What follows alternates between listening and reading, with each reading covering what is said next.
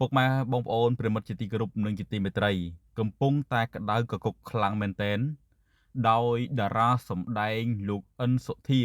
បានទទួលមរណភាពហើយដោយសារជំងឺមហារីកដំណាក់កាលចុងក្រោយបាទនៅពេលប្រហែល1ម៉ោងមុននេះមានការផ្ទុះវែកញែកជាច្រើននៅលើបណ្ដាញសង្គមដោយឃើញគេផុសព្រោងព្រាតពាក់ព័ន្ធទៅនឹងតារាសម្ដែងលោកអិនសុធាទទួលមរណភាពបាទភ្លាមនោះក៏មិនទាន់ទទួលបានដំណឹងថាលោកទទួលមរណភាពដោយសារមូលហេតុអ្វីនោះដែរក៏ប៉ុន្តែស្រាប់តែឃើញលោកអឹមជីវ៉ាបាទបងប្អូនស្គាល់ហើយគឺលោកបានបង្ហោះនៅលើទំព័រ Facebook Page របស់លោកដោយរៀបរាប់ថា RIP តារាសម្ដែងលោកអិនសុធាទទួលមរណភាពដោយសារជំងឺមហារីកដំណាក់កាលចុងក្រោយខ្ញុំបាទបានទទួលដំណឹងថាលោកអ៊ុនសុធាកើតជំងឺនេះយូរហើយតែលោកលាក់មិនអោយអ្នកណាដឹងឡើយមិនគួរឲ្យជឿទទួលយកមិនបានទេខ្ញុំបាទនឹងជម្រាបព័ត៌មានលម្អិតបន្តទៀតដោយក្តីគោរពអឹមជីវ៉ាបាទនេះគឺជាសំណេររបស់លោកអឹមជីវ៉ាក្រោយពីពុកម៉ែបងប្អូនមហាជនជាច្រើនបាន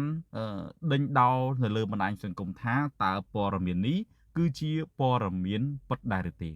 បាទព្រាមនោះក៏លោកអឹមជីវ៉ាបានបញ្ជាក់ការស្លាប់របស់តារាសម្ដែងលោកអិនសុធាគឺជាការពិត 100% ដោយសារតែជំងឺមហារីកដំណាក់កាលចុងក្រោយហើយលោកគឺមិនបាន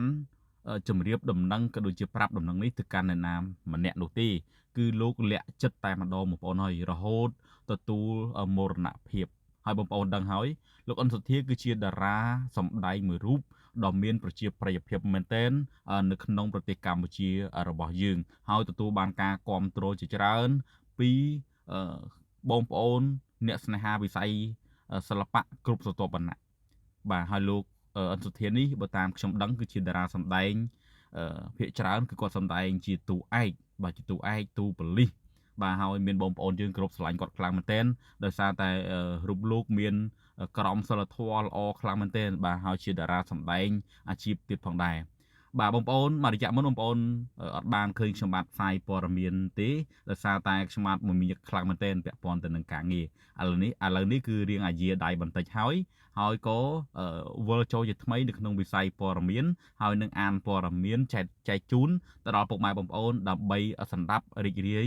ទាំងអស់គ្នាបាទជាចុងក្រោយខ្ញុំបាទពិសិដ្ឋសូមអរគុណបាទនិងសូមជម្រាបលា